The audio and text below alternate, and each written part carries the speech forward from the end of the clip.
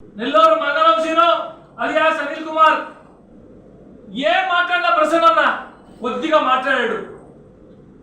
నిన్ను కూడా అడుగుతున్నా, నా రక్త సంబంధికుడు అని అడుగుతున్నా, మా వదిలని క్షమించమని ముందుగా కోరుకుంటూ కాంగ్రెస్ పార్టీ ఏ కార్యక్రమం చేపట్టినా జిల్లాలో ఎవ్వడు కనీసం ఆహ్వానం కూడా ఉండదు. అది ఆయన బతుకు.